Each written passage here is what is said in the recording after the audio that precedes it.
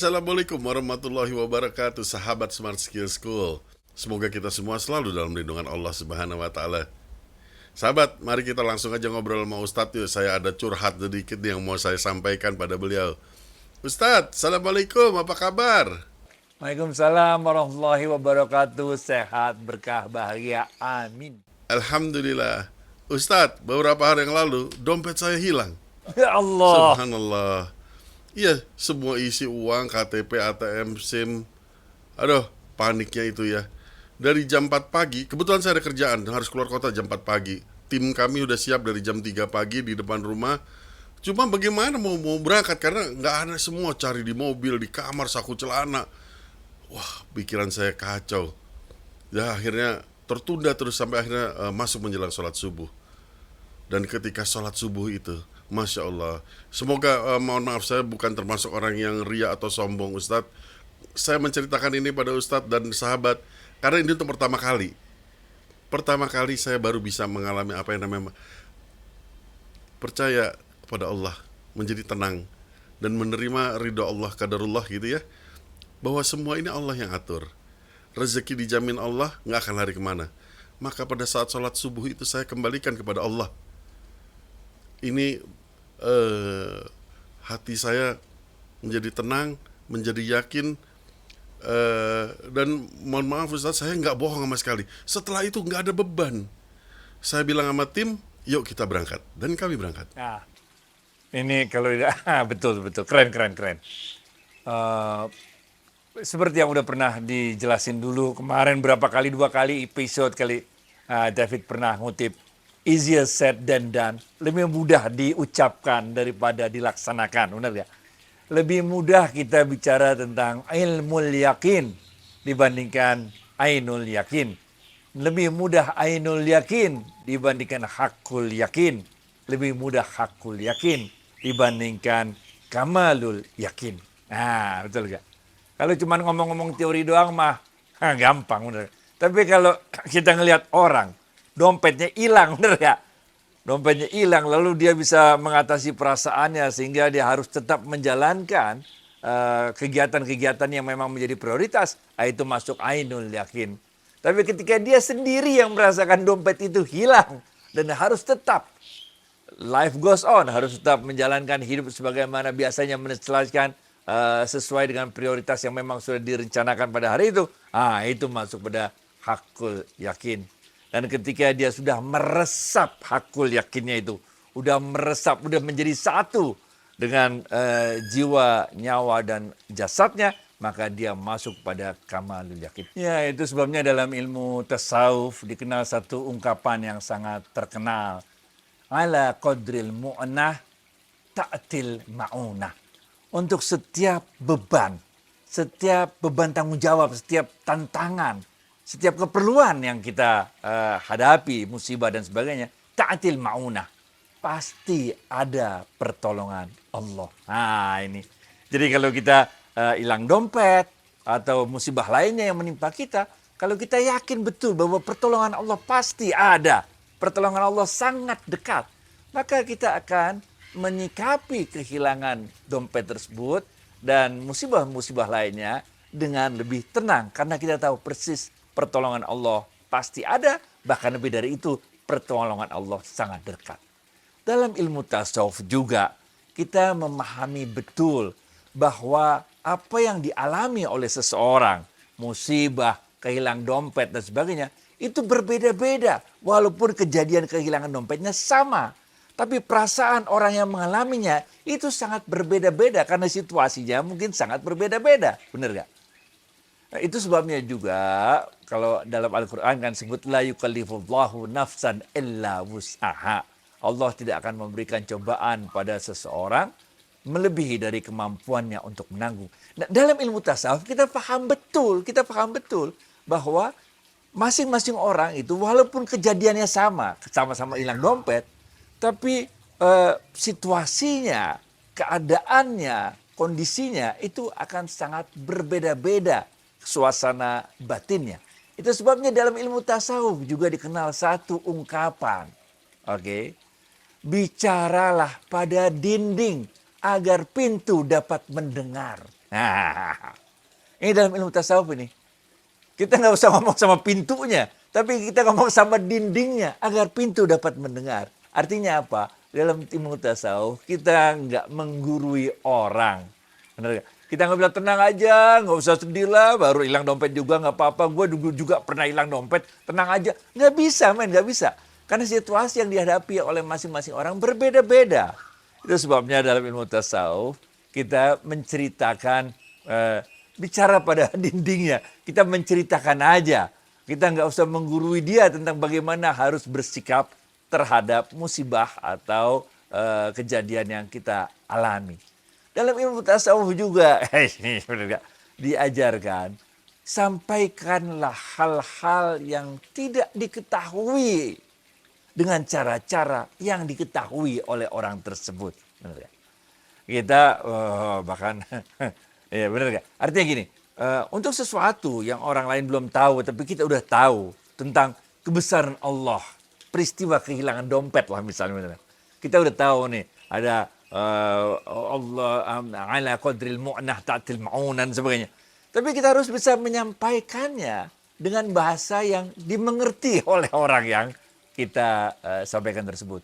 Nah, dengan demikian biasanya ketika kita menggunakan pendekatan tasawuf, kita orang-orang tersebut tidak merasa digurui, tidak merasa didikte, diberikan dogma, tapi mereka sendiri yang memetik pelajaran dari kisah-kisah tersebut.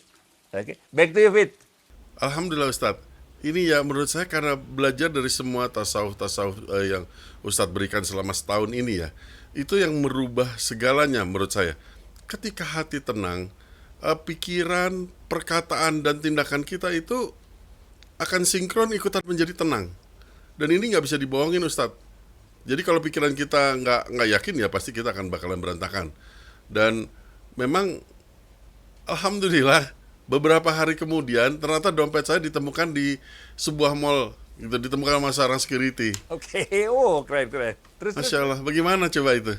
Ya semuanya lengkap, nggak ada yang kurang, nggak serupiah pun, ATM Ya semua Allah. ada lengkap. Emang hilang dompetnya emang rada-rada, bener gak? Kalau cuma hilang duit doang mah bisa dicari, bener gak? Tapi di dalam dompet itu kan banyak macam-macamnya. Ada KTP, ada SIM, ada kartu kredit, ada kartu ATM, ada segala macam lah di dalam dompet. Sehingga kehilangan dompet biasanya jauh lebih membuat galau dibandingkan sekedar kehilangan uang yang tercecer, jatuh misalnya, bener gak? Itu adalah satu hal yang sangat menarik bagaimana bersikap terhadap kejadian tersebut. Nah, lagi-lagi dalam ilmu tasawuf, kita kan udah pernah bahas berulang kali ya, rezeki udah ditaker, nggak bakal ketuker. Kalau dalam bahasa quote yang lain, if you love something deh, jangan someone. If you love something, set it free. If it is yours, if it is come back to you, it is yours, bener. But if it not come back to you, it's not yours from the beginning. Kalau kita mencintai sesuatu, benar gak? Misalnya saya punya kura-kura Brazil, Indian Star namanya, oke? Yang kita piara dari kecil, 10 tahun, 15 tahun yang lalu, Indian Star, benar gak? Makin lama makin besar. Kita nggak miara di kandang, tapi kita lepas di taman belakang rumah, benar gak? Sehingga dia bisa jalan-jalan kemana-mana. Nah, beberapa kali kura-kura itu sempat hilang, benar gak? Set it free, benar gak? Biarin aja dah, benar gak? Kalau emang milik kita, balik lagi tuh kura-kura, benar gak? Tapi kalau nggak balik lagi ya emang bukan milik kita lah. Jadi dalam beberapa kali kura-kura itu hilang, dalam artian nggak kita lihat karena ada tempat makannya, tempat dia makan yang langganan di situ-situ aja, benar gak? Beberapa hari nggak ketemu. Tapi ternyata kemudian pernah ditemukan oleh Satpam lingkungan, Satpam RT di ujung jalan. Dia udah sampai ujung jalan ya. Mau nyari apa nggak tahu, mau balik ke Brazil kali dia nggak tahu, mesti naik kapal penerbangan ke Brazil nggak ngerti kali dia. Jadi hal-hal semacam itulah kadang-kadang selain dompet juga binatang biasanya, kadang-kadang juga tanaman. Tapi binatang yang biasanya mempunyai attachment, kedekatan hati dengan kita. Kalau kita punya kucing kesayangan, punya ikan koi kesayangan, ikan diskus kesayangan, bener gak? Yang kita beli, kita piara dari kecil jadi gede. Nah, ini semualah yang cobaan yang diberikan Allah kepada kita, kalau kita bisa meyakini, ini pelajaran hari ini, jangan lupa nih kalimatnya ya, ala qadril mu'nah ta'atil ma'munah. Untuk setiap beban yang Allah berikan pada kita, ta'atil ma'unah. Pasti ada pertolongan Allah untuk kita. Baik David. Ya Ustadz, memang ini adalah cobaan. Terakhir Ustadz, pilihan kita dalam menyikapi suatu cobaan ini ternyata penting ya Ustadz. Kalau dulu sebelum kenal Ustadz nih, saya udah pasti batalin syuting, batalin berangkat kerjaan dan pasti kesel banget. pasti udah galau mesti cari di dompet, di mana waktu itu dompet, dan terus kemudian bagaimana cara mengurus lagi KTP, SIM, blokir, laporan kehilangan dan lain-lain. Tapi enggak Ustadz. Entah bagaimana, mungkin tausiah tiap minggu ini mulai meresap. Saya sekali lagi mohon maaf pada sahabat juga, bukan sombong loh. Ini karena pertama kali saya tiba-tiba memilih untuk percaya sama Allah, qadarullah. Saya memilih untuk hidup ini aja jalan syuting, kita kerja dengan gembira. Dan alhamdulillah ternyata bermanfaat sekali Itu Ustaz. keren banget. Hidup emang pilihan, men. Bener gak? Dalam kisah-kisah tasawuf juga diceritakan. Pokoknya kalau tasawuf itu ilmunya itu kisah. Karena memang ilmunya itu bicaralah pada dini agar pintu dapat mendengar. Ada kisah ketika itu, ini dalam kitab kisah-kisah sufi yang ditulis oleh Idris Shah. Ada seorang anak muda yang pertama kali berlayar. Dia nggak pernah berlayar, nggak pernah naik kapal, nggak pernah ngelihat laut yang begitu dahsyatnya, bener nggak? Sehingga sepanjang perjalanan itu, di atas kapal itu, di dek itu, dia teriak-teriak, histeris, ketakutan.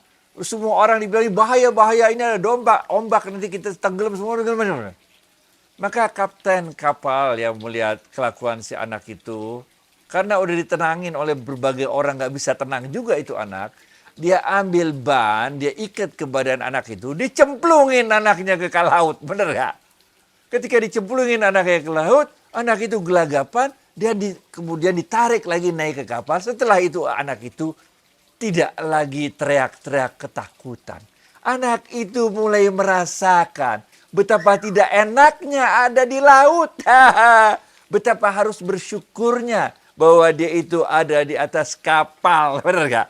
Kadang-kadang kita harus merasakan suatu kejadian sebagai perbandingan mana yang lebih enak, di laut sono pakai ban atau di atas kapal lebih tenang kita menjalaninya.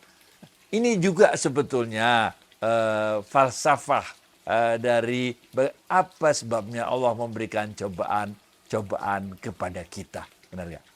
Waktu saya dulu di IPB, pelajaran agama Islam, itu ada asistensinya di Masjid Al-Ghifari. Kebetulan yang jadi asistennya adalah mahasiswa senior kita dari Fakultas Kedokteran Hewan. Waktu itu dia menyampaikan satu kisah yang menurut saya luar biasa karena sampai sekarang saya masih ingat kisah itu. Saya yakin bahwa ini bukan kisah asli dia sebagai mahasiswa Fakultas Kedokteran, tapi mungkin dia baca di kitab-kitab tasawuf tentang kisah ini.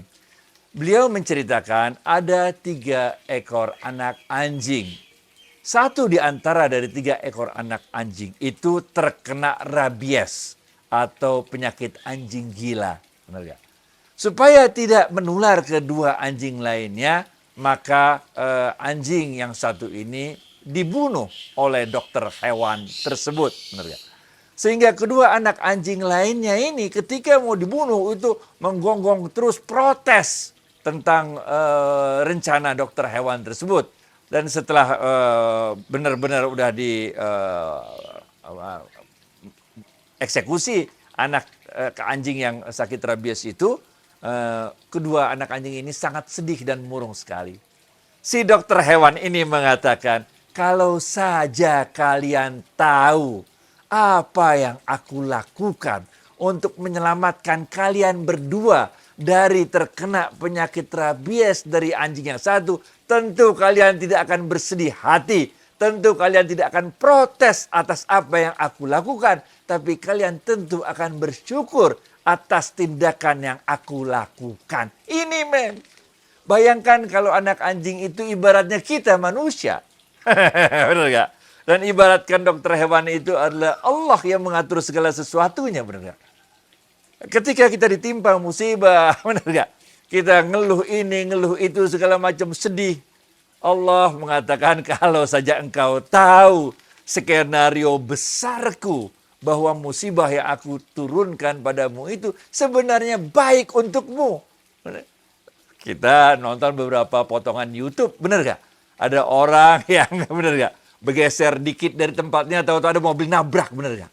Ada orang yang mendapat musibah sehingga dia tidak jadi terbang pesawat terbangnya, sehingga dia miss pesawat terbangnya, nggak bisa ikut terbang, tahu-tahu pesawat terbang itu jatuh. Banyak cerita-cerita seperti ini. Jadi sekali lagi kalau saja kita tahu rencana besar Allah, skenario besar Allah kepada diri kita, kita tidak akan pernah mengeluh akan cobaan-cobaan, musibah-musibah yang menimpa kita, karena semuanya pun telah diatur oleh Allah.